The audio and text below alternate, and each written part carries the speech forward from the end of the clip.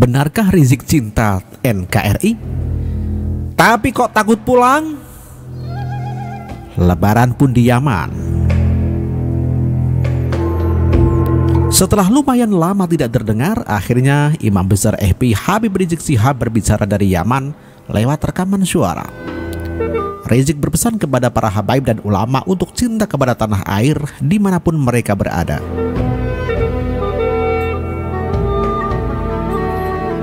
Saya ingatkan bahwa habaib dari dulu sampai sekarang dimanapun mereka berada selalu cinta pada negeri mereka, kepada tanah air mereka, dan jadikanlah tempat kemana mereka lahir sebagai negeri yang hadir harus mereka jaga dan mereka pelihara. Demikian ujar Rizik pada Senin Juni 2017. Maka dari itu, para habaib yang lahir di Indonesia sejak dulu sampai hari ini tidak pernah bisa diragukan kenasionalismenya, rasa kebangsaannya, cinta pada tanah airnya, sehingga mereka selalu berjalan dan berjuang untuk negeri mereka. Demikian tambahnya. Maka dari itu, saya ingatkan kepada generasi muda, para habaib yang lahir di Indonesia, besar di Indonesia, belajar dari Indonesia, tidak pernah merasa sebagai orang asing. Jangan pernah merasa numpang. Ini negerimu, ini tanah airmu yang wajib kau bela, yang wajib kau jaga, yang wajib kau pertahankan dari siapapun yang ingin menghancurkannya.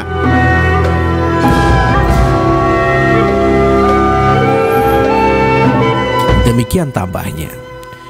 Pertanyaannya, kenapa justru Rizik takut pulang ke tanah air?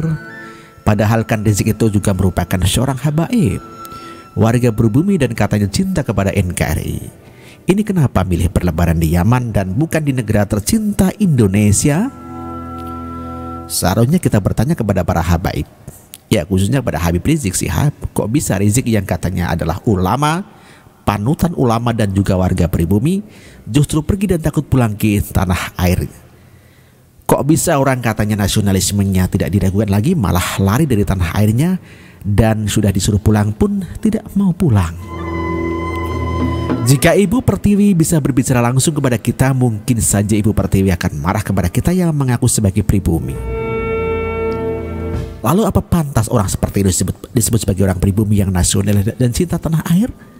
Mungkin yang lagi kabur ke luar negeri itu lupa bahwa bangsa Indonesia memiliki sebuah peribahasa yang mengatakan masih enak hujan batu di negeri sendiri daripada hujan emas di negeri orang.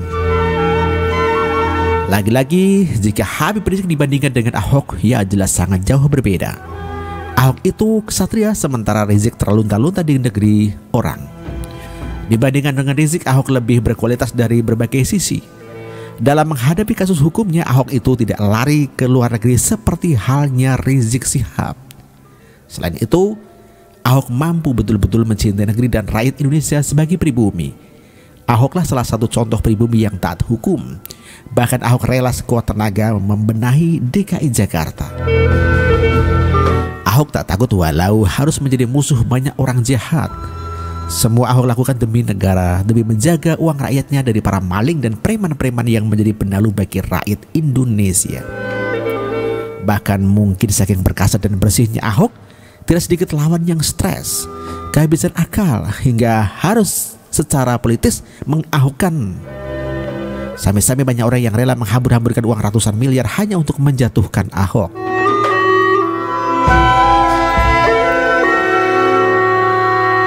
Kepada warga bumi datar, coba bayangkan berapa duit itu sudah dihabiskan Rizik Syihab itu di luar negeri sampai saat ini. Sementara Buniyadi yang dianggap kaum bumi datar sebagai pahlawan justru dibiarkan menderita sendiri di tanah air dalam menghadapi kasusnya. Sampai-sampai Buniyadi curhat di Twitter karena berharap agar kasusnya dapat dihentikan oleh Presiden Joko Widodo. Entah Buniyadi sudah menyesal atau belum atas perbuatannya kepada Ahok, kita tidak tahu. Lagi pula harusnya Budi jadi sadar dan dapat membandingkan penderitaannya dengan kesenangan yang didapatkan dari Habib Rizik Syihab di luar negeri sambil umroh dan berfoto-foto bersama para elit PKS. Maka dari itu lebih baik pendukung Habib Rizik Syihab ikut mendorong sembari mendoakan agar kasus-kasus Rizik yang jumlahnya tidak satu itu cepat selesai. Tentu tidak elok rasanya jika orang-orang di belakang Habib Rizik itu terus mengharapkan belas kasihan dari Presiden Joko Widodo. Kemana suara umat 7 juta umat yang kemarin itu getol agar kasus Ahok segera diproses dan diselesaikan? Kenapa tidak terdengar lagi suara mereka agar kasus Habib Rizik itu juga dapat segera diselesaikan? Ternyata umat yang katanya berjumlah 7 juta itu sama sekali tidak berani berlaku adil. Padahal kan Tuhan itu sangat tidak suka dengan ketidakadilan. Intinya Rizik dan yang lainnya itu tidak perlu lagi berharap belas kasihan dari Presiden Joko Widodo dengan mengatasnamakan rekonsiliasi atau semacamnya. Padahal tujuannya adalah supaya kasusnya dihentikan. Keinginan bebas dari tuntutan hukum tanpa melalui proses hukum yang benar tentu bukan contoh warga negara yang taat dan menghormati hukum. Lagi pula kita sudah sama-sama tahu kalau Presiden Joko Widodo itu terkenal tegas dan independen. Presiden Joko Widodo pantang sekali untuk mengintervensi kasus. Wong kasus Ahok saja tidak ada intervensi dari Jokowi sedikit pun, apalagi seorang Rizik. Apa Rizik masih berpikir bahwa Presiden Jokowi adalah orang yang bisa dipengaruhi termasuk oleh para pimpinan GNPF MUI? Pertemuan Presiden Jokowi dan GNPF tentu tidak akan berpengaruh terhadap proses kasus hukum.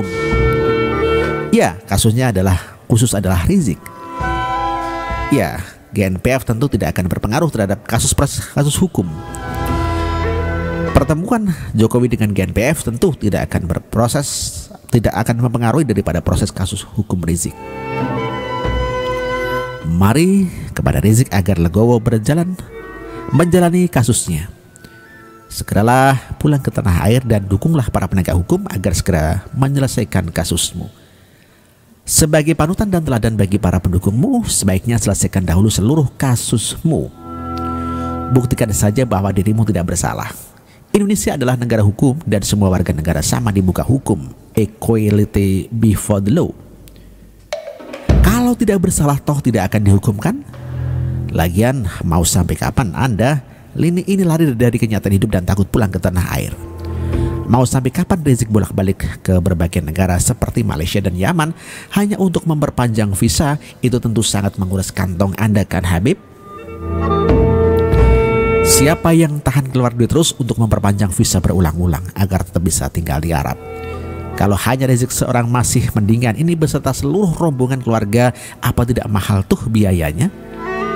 Setelah kali ini di Yaman, lalu kedepannya ke negara mana lagi ya kira-kira? Apa Yordania, Oman, Bahrain atau mungkin Syria? Apalagi sekarang di Saudi Arabia sudah tidak berlaku lagi masa amnesti.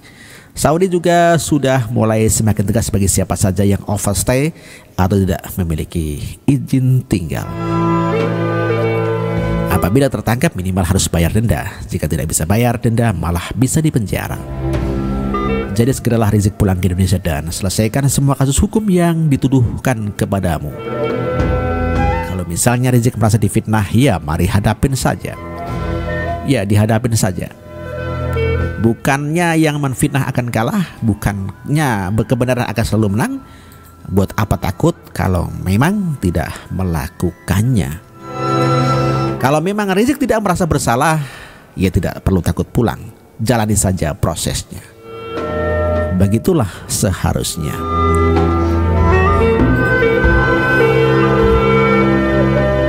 Demikian ditulis oleh Lai Saragih Mark.